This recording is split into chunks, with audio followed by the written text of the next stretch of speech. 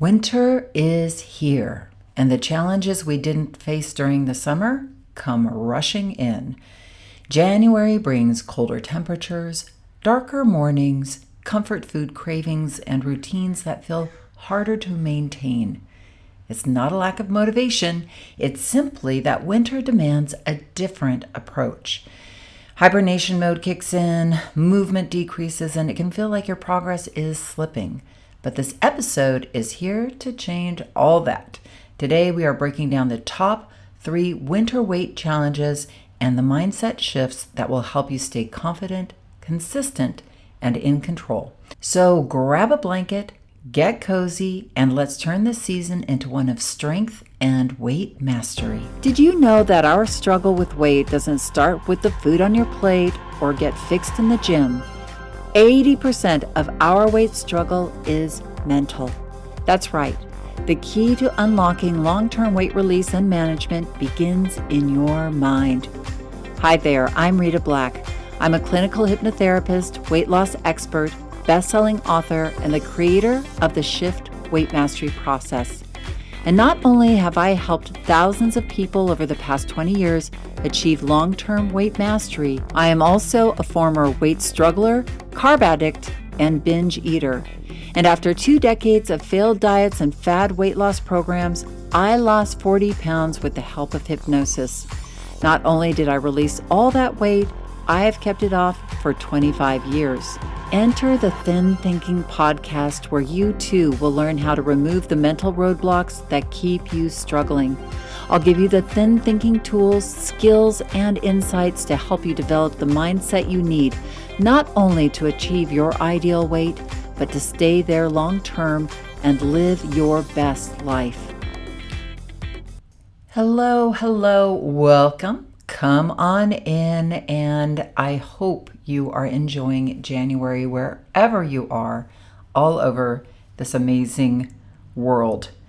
I have been very, very busy. I mean, I don't know what happened when I turned 60 a year and a half ago. I don't know. I turned 60, my kids left home, I became an empty nester, and I don't know, my life just took off. Crazy.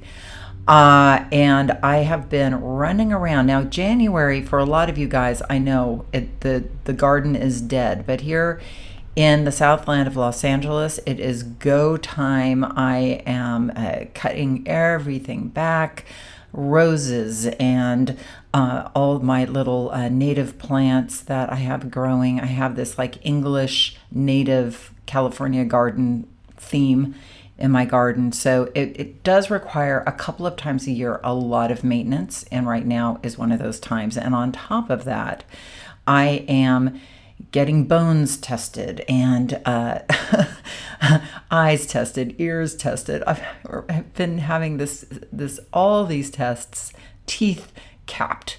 Things are falling apart and coming together like you wouldn't believe. And then I am working on a couple of new shift projects that I'm not going to talk about yet, but I'm very excited about them. I'm doing lots and lots of research. And the reason I am telling you all of this is this week I'm going to be rerunning an episode that I know will really, really serve you. I just didn't have time to, start one from scratch. I'm just going to be 100% honest with you, but I know you're going to love this episode. And even if you've heard it before, you probably haven't heard it in a long time. And our brain forgets. And we're heading into the winter season, you guys. And it's a tough season. I know most of my students and clients like this is the time where it's really easy to gain weight. I know the holiday season has come and gone, and we're all focused now. But as later January, February, March, those are the tough months for most people. And so this episode really gets into that. What is the mindset you need? So even though it's a rerun, I watched Seinfeld last year, all the episodes again, and I loved them all the second time around because I understood the episode, but I just got a deeper cut. So I hope you'll get a deeper cut of this, and I hope this is going to serve you through January, February, and March. So let's get to it. So I realized that even though we do have listeners here who are heading into the summer, because we have our friends in Australia and New Zealand and other parts of, the other side of the world. For a lot of us, we are heading into the winter months, and that can be a big challenge for our weight management. Can it not? Yes, it can. So I wanted to walk through some mental shifts that you can make to stay on track, because the winter can get tricky for obvious reasons and for not so obvious ones as well. So first of all, here's the thing that I see year after year after year helping people with weight management. People will head into the winter hoping to do good because they've been maybe getting some speed, some steam from the summer and into the autumn months, the longer days. They've been working out. They've been eating the healthy salads. So they're feeling good. They've released some weight. And they're like, okay, I'm going to go into the winter and it's going to be the same and I'm going to just do so great. But what I would recommend is, because I see this happening, is we head in, but we aren't really, we're hoping for more of the same rather than really acknowledging we're going into a whole other season. Our brains are changing, our bodies are changing with the seasons, and we really do need to adapt a whole new mindset around the winter. So instead of hoping to do good but not really creating it, we want to create a fantastic, healthy, continuing our weight release journey or our weight maintenance journey or weight mastery journey. We want to do that. So as if you've worked with me or know me or been listening to this podcast long enough, for creating any sort of change, the first place we usually start is identity. And because identity is at the top of the subconscious mind. Now, you might have this identity of somebody who struggles in the winter. Oh, it's hard for me to manage my weight in the winter. The days are shorter. I don't exercise. I don't do this. I eat too many carbs, blah, blah, blah, right? So we want to start to shift how we see ourselves around, because when we have a limiting belief identity about ourselves, we tend to create that reality. So I'd like to invite you to create a different winter identity. Here's some suggestions. I am a healthy person who manages my weight in the winter. I will repeat that. I am a healthy person who manages my weight in the winter. That was a kind of a tongue twister. Or here's another tongue twister. I am a winter weight mastery warrior. And I'll say that again. I am a winter weight mastery warrior. So what we're doing is just flipping our brain over, right? We're really re-seeing ourselves from a different vantage point. We're using language. We aren't lying to ourselves, but we're starting to just cultivate a new idea of ourselves from the inside out. And that's where most change happens from. So start with an identity. I am creating my winter weight release. So start to have also, so once we finish with identity and we get our identity down, then we want to move on to vision and have a vision of where we are going, but again, what we want to create. Now we're going to do a vision at the end, so hold on. That's going to be exciting. I'm going to do a vision exercise with you. But as we head in to the winter months, we also want to create where we're headed to, which is the spring, and then have a vision of where we want to be in the beginning of the spring and have that vision pull us through the winter time. Does that make sense? So we're going to work on that later, but just hold that idea. So I'm going to go through 3 main winter challenges as I see it, and then we'll give you some tools, some thin thinking tools to work with that. So obviously, up here where we are, the days are getting shorter. I'm, going out in the morning, my morning hikes. I usually start hiking maybe at 6:30 or 7 in the morning. Now, when I do that, it's dark. And so we have to push that back a little, makes it a little more time challenged. We get up to, I hike in this beautiful place called Bronson Canyon in Los Angeles. It's in Griffith Park. And it is, there are coyotes, there are owls hooting when it's dark outside. So me and my hiking partner, we're brave. But there are people up there at 4 o'clock in the morning hiking up there. I was like, wow, how do these people do it? They have the little flashlights on their head. Maybe you're one of those people. I certainly am not. I get a little creeped out in the dark.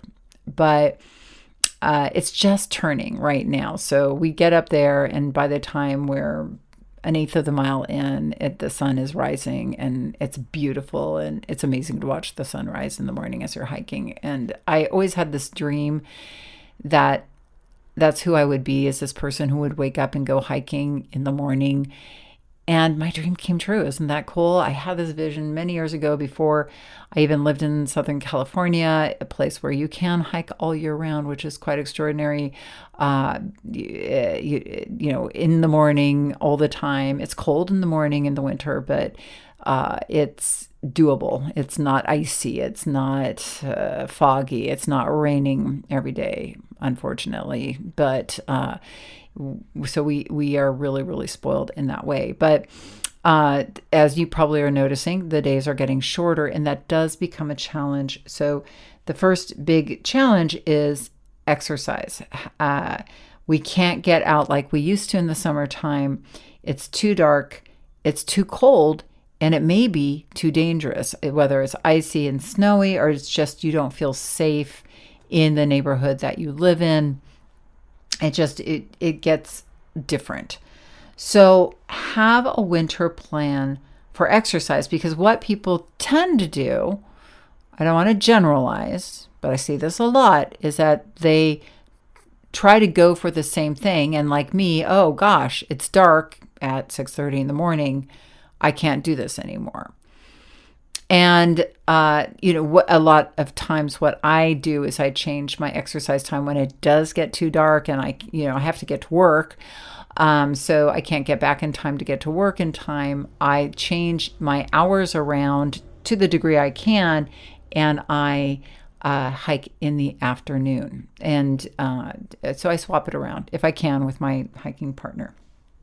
But yeah, we have to kind of rethink things through. Now, I know you might not be able to do that, but here are some ideas for those of you who are living in darker climates where it stays dark until 7 or 8, and then it gets dark again at 4:30.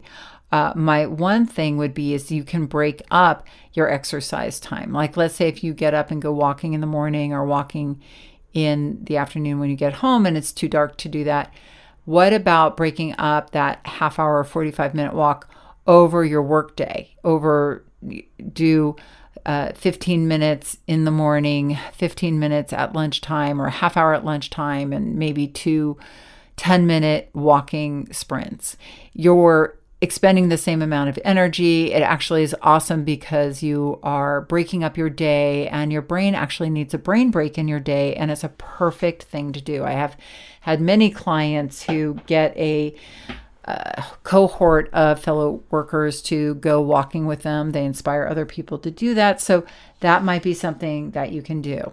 Another thing that I love, love, love to do is to have a dance party with myself, or with my kids, or even with my husband, if I can get him to do that with me. But I will put on a playlist, and I will just dance straight for a half hour, for 40 minutes. If it's raining outside, if it's too dark to go outside, there is a concept I call Plan B exercise. Like, let's say I have planned to go hiking, but it rains, which is rare, but it does sometimes rain here in LA. So if it's raining, or if there's a hurricane outside, or if, whatever sort of climate disaster happens in your local vicinity, as long as your house isn't washed away, and as long as you aren't blown away by a tornado, you could shut the windows, make sure you're safe, turn on not the radio, but your iPhone or your phone, and dance your buns off. You might need to, here's another idea, is you might need to push more of your exercise to the weekend, which is something that is a very valuable tool. So if you maybe didn't exercise on the weekend, or you only exercised 20, 30 minutes, maybe you work out an hour on Saturday, an hour on Sunday, and then that takes the onus off of you to have to exercise more during the week. You're moving your body, you're expending that energy. Is it ideal? It would be ideal if you could move your body a little each day just to keep your limbs limber. To, exercise isn't just about weight release. It really is about your body and engaging with it and moving it and keeping yourself mobile, your balance, your core, all of those things. So engage with it to the degree you can. Something I try to do every day, and this only takes 10 minutes, sometimes 15, is when I wake up in the morning and it's dark outside, really dark. I put the tea kettle on, and the amount of time that it takes for the tea to boil, I do my flexibility exercises, I do my balance exercises, I do my stretching, my mobility. I move through it really quickly, and then once I have my tea, I do a little more. But what that does is it creates a habit in my brain, and it's called habit stacking, where you put the tea on, then do this next thing, and then do this next thing. And creating a habit of exercise like that, or stretching like that, it's much easier when you anchor it, it's called anchoring, to something that's already established, like waking up and putting the kettle on. So maybe you're somebody who wakes up and makes a pot of coffee. You could go and do some stretches and some mobility exercises, do some sit-ups, whatever you want to do. You could say, okay, I'm going to put the coffee on, and for the length of time it takes for my pot of coffee to happen, I'm going to do some stuff that's going to take care of my body before that one cup of coffee or your first cup of coffee in the morning. So that is something else to think about, is habit stacking. That's something else that you could do with your exercise at work as well. Have lunch, go for the walk, have lunch. These are your lunches anchored into your day, or your morning break. I mean, not that any employer is giving anybody a break anymore, but if you're working from home, if you have a little ritual set aside, putting the laundry in, then I do some stretches. Get up. After my Zoom meeting, do some stretches, do 10 minutes on the treadmill if you have a treadmill at your house. So anchoring it to something that is steady and consistent in your week, especially if you're going to do most of your working out on the weekend. You just need that 10, 15 minutes to move your body, stay mobile, stay connected to yourself. Very helpful. Another thing, and one of my clients just blew us all away. She bought a QB. I don't know if you've heard of it, but it's this thing that is like a little treadmill that you can have under your desk. And she has one under her desk. She has one in front of the TV, or maybe she moves it, but she does that thing all the time. She's released 70 pounds. I mean, it's made a huge difference in her life because she's able to work. In fact, we do these monthly meetings, and she's sitting there doing it and talking to us, and she's like, I'm doing it right now. Whoa, that's pretty cool. I haven't checked it out myself personally, but maybe check it out as CUBI. But that might be something, especially at night, if you sit and watch TV instead of snacking, do the QB.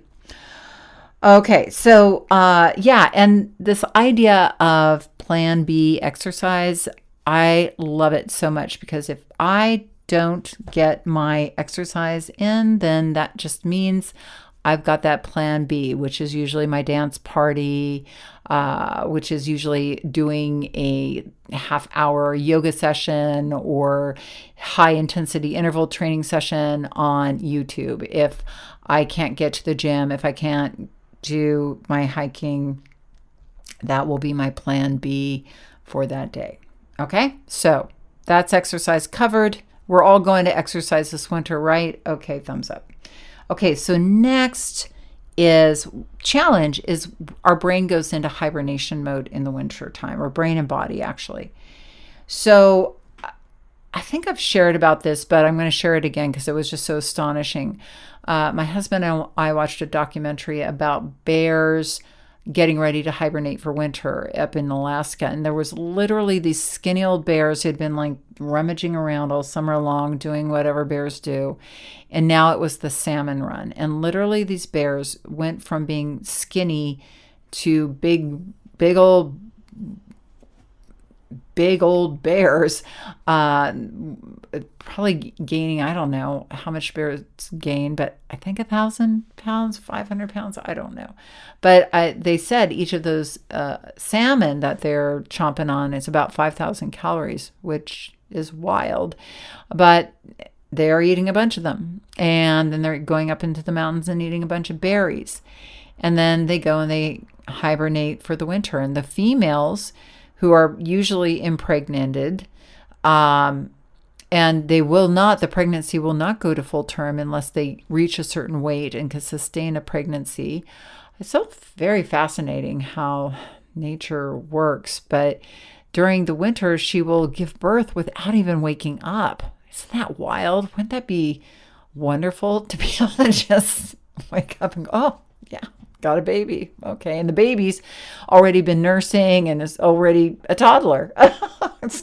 It's really crazy. So anyway, long story short, the bears obviously gain weight really quickly. Their brains and bodies are going into gain weight really quickly, get into hibernation mode. We're going to move less, way less, and eat more and have this fat to live off of. Research shows that we are driven biologically to eat more heavy comfort foods in the wintertime to store weight. And that shut-off valve for eating just gets a little less cut-offy in the winter time. So, and haven't you noticed that salad that you just thought was the best thing in the world in July just ain't so tasty seeming in the cold winter days of January? It seems kind of silly and ridiculous. So I want you to think of creating healthy hibernation foods and also creating your own shut-off valve. Make your cave a healthy one. Mentally think of your house as your cave and be protective of it like a mama bear, even against that inner rebel in your head. Beware when you go to Costco, right? There's this whole Costco study that says, it's kind of like that. It goes along with that hibernation mentality. We're like stocking up and our brain knows all that food is there. So it's just going to keep grazing and grazing and grazing.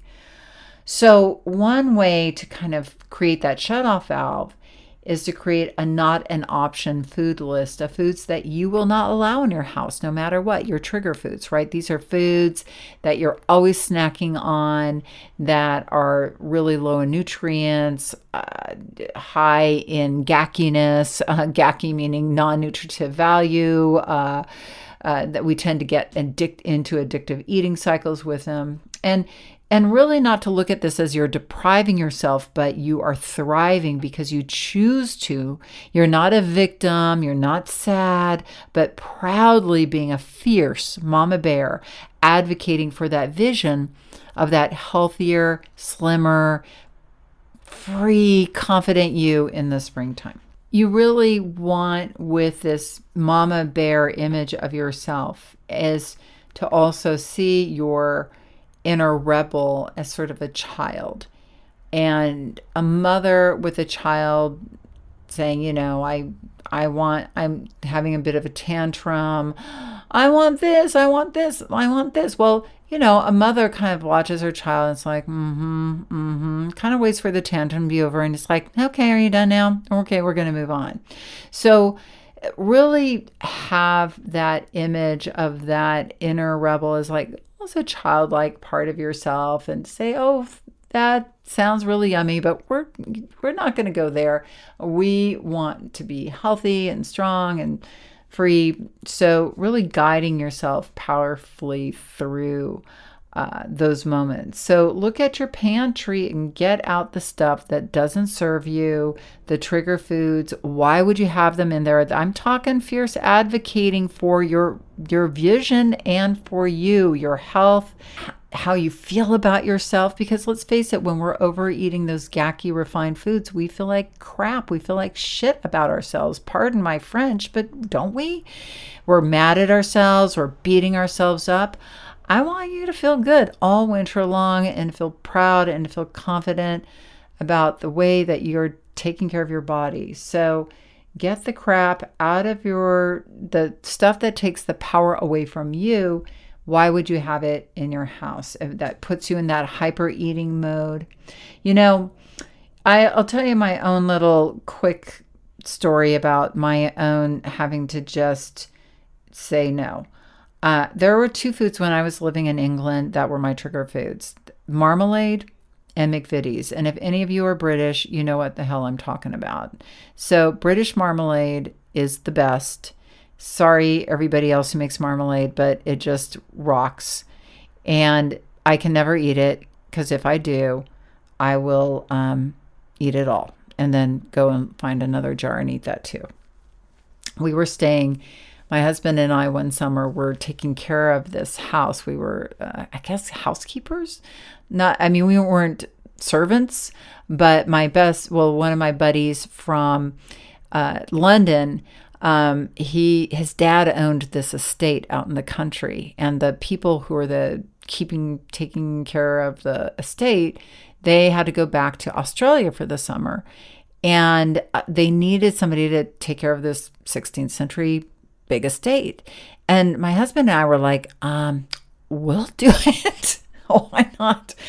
Little did we know, oh my gosh, there was how many bathrooms did this place have? And I was cleaning them. Oh my gosh, I would have never taken that job had I known how much work was truly involved. We thought, we'll have our friends over, we'll have some parties, whatever. But so in this house, there were all these jars of marmalade. I don't know, the guy who owned the house, the dad, he was overweight actually, and he was way into food, and there were just so many jars of homemade marmalade.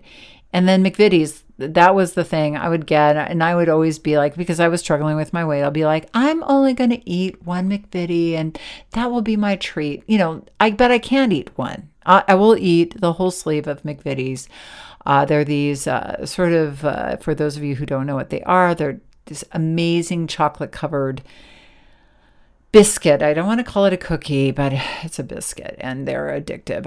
Anybody who eats them is totally addicted to them. So they're radical. So anyway, that was a summer where I went through these jars of marmalade, and it was the summertime, but I was recognized like this.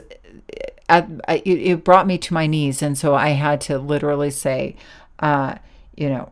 no more marmalade. I got it out of the house. I put it back in the stable. Yes, this place had stables and all this stuff. And I just took it, I moved it. I couldn't be with it anymore. And I had to say no to McVitie's. I had to, because my brain wouldn't shut off about them. So I'm sure that there are foods, if you're struggling right now in your cupboard, that you think maybe one day you're going to be able to manage it. And maybe you think it's the winter and I'm just only going to have one.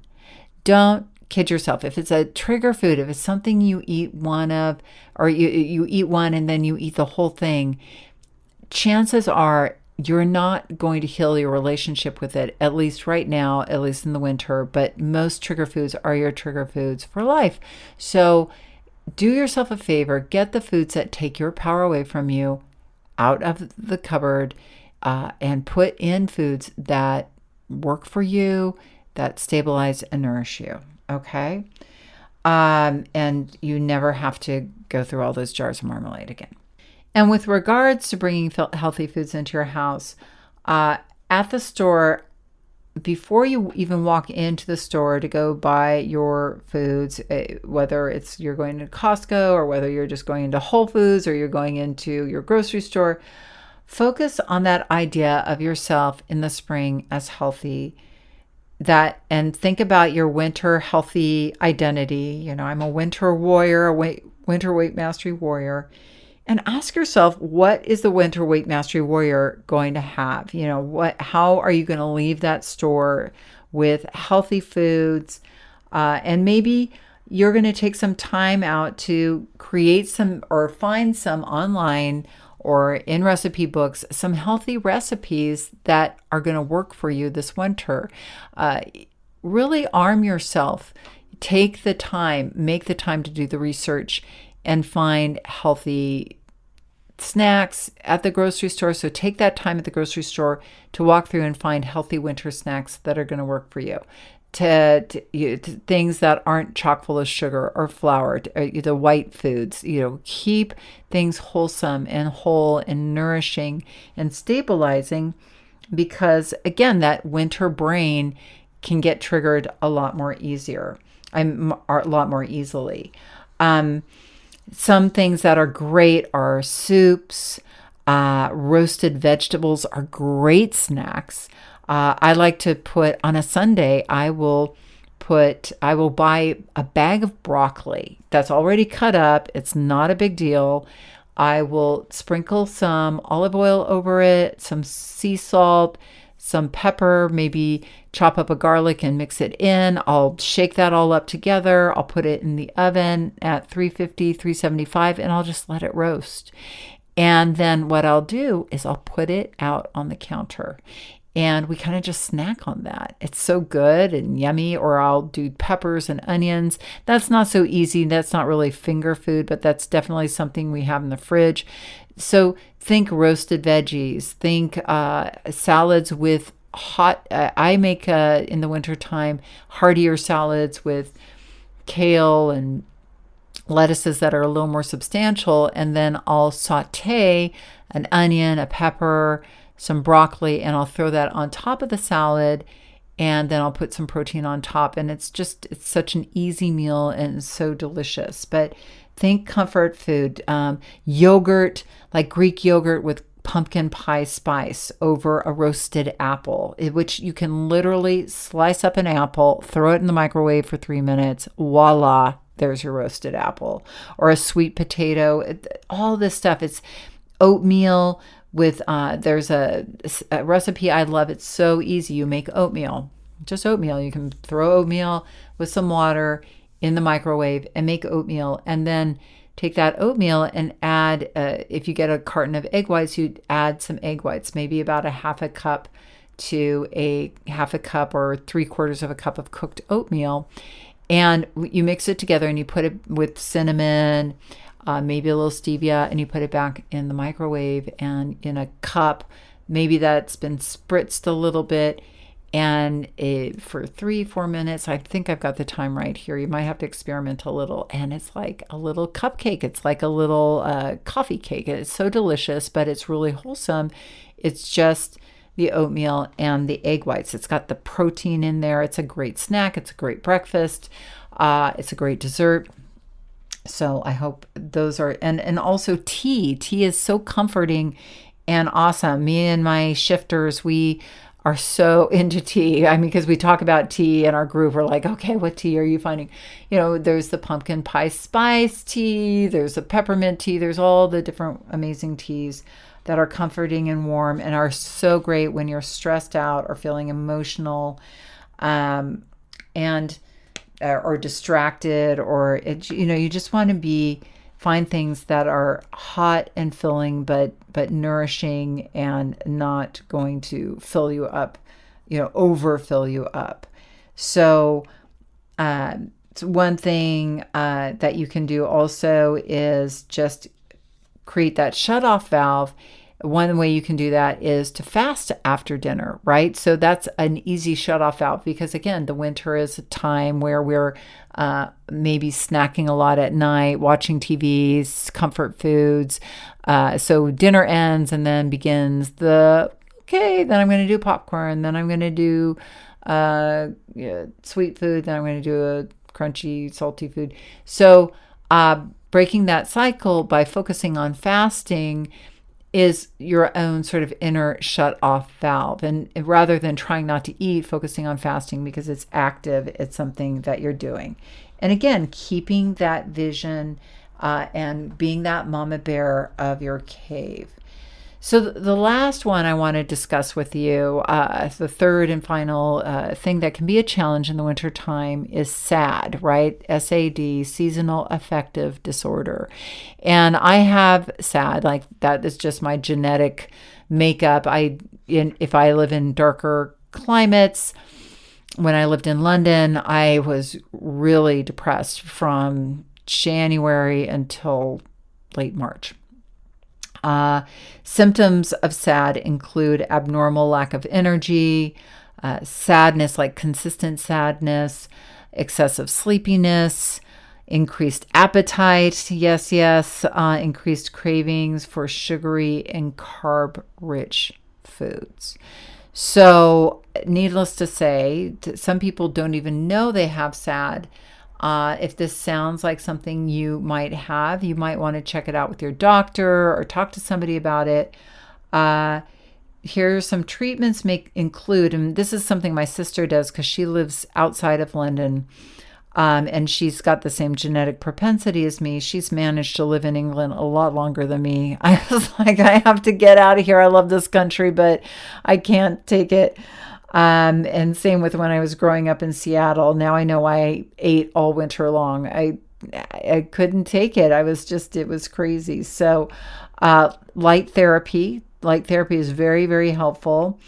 Exercise, awesome. Very, very good and very impactful for this. And of course, I wasn't exercising when I was living in London, not really. And,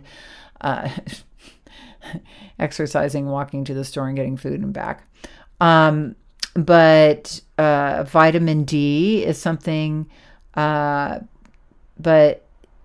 something if you think you have SAD and you're feeling vulnerable, here's something else that you can do.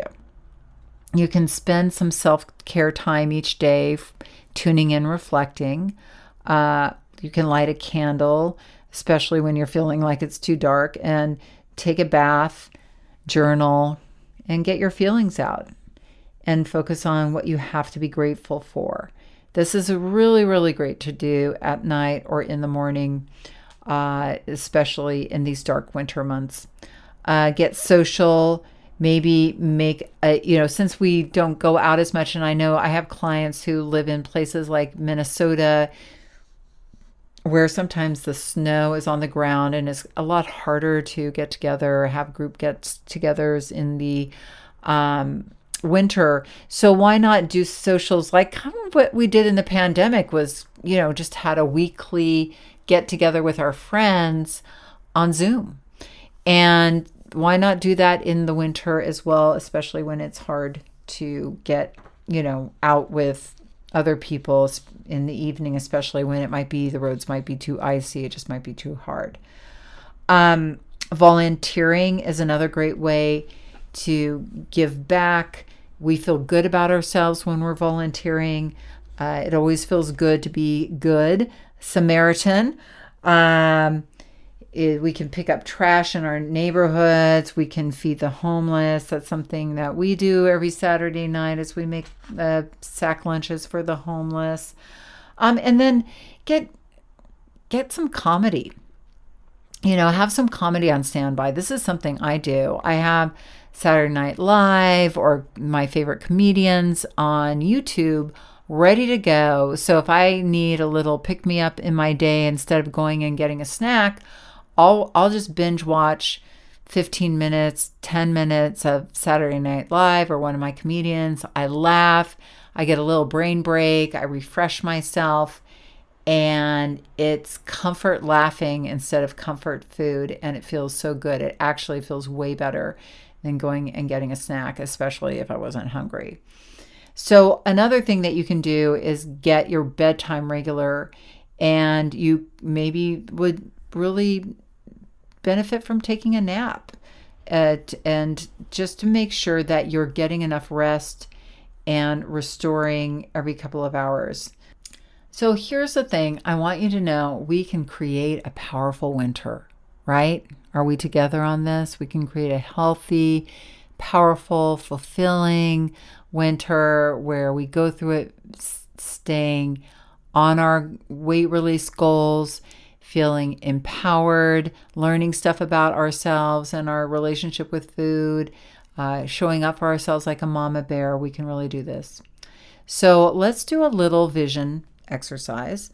We'll do it, and I'm going to give you, so we'll create a vision, and then I'll give you some mantras, or I'm going to say a sentence, and then you can repeat it back inside your own mind, okay?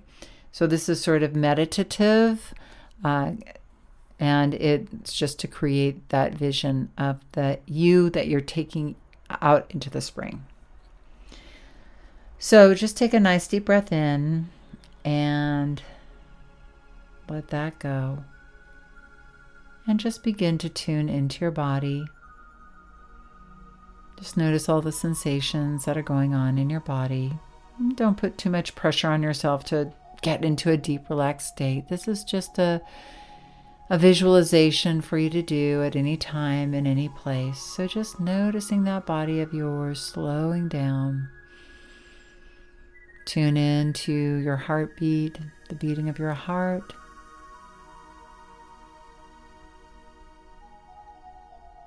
Good. And tune into the rising and falling of your diaphragm and chest as you breathe in and breathe out.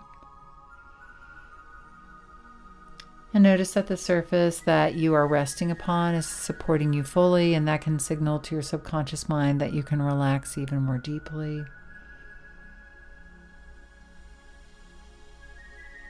Notice the texture and temperature of the shoes or whatever is up against your feet. And notice the temperature and the air in the room around you. And as you continue to relax, allowing each relaxing breath to follow the next relaxing breath, I'd like you to bring to your mind a vision of you in the spring. Maybe around the end of April, a number of months from now, about 6 months from now. So imagine yourself somewhere you enjoy being in the spring. Imagine what you might be wearing in the spring. How much weight have you released? So get a vision of that, or if you can't see it, feel it. Are you in a meadow? Are you with friends? Are you at the beach? Maybe it's too cold to be at the beach yet, but maybe you're hiking or walking somewhere you enjoy. And as you're creating this vision of you, think about the way that you have moved your body over the winter to create this vision of you. Think about the exercise that you've been doing.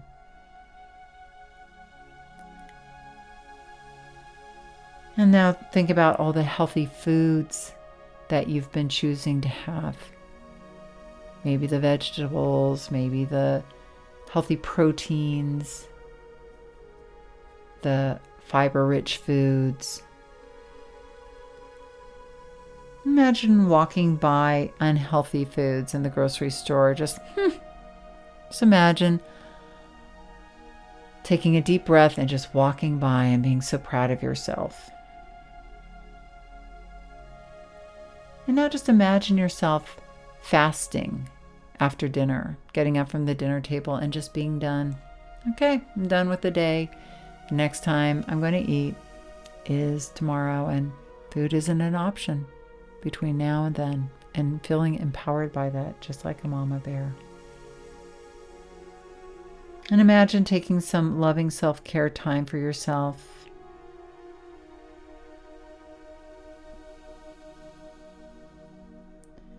Imagine just taking that nice deep breath in, exhaling, feeling good. And now just repeat after me.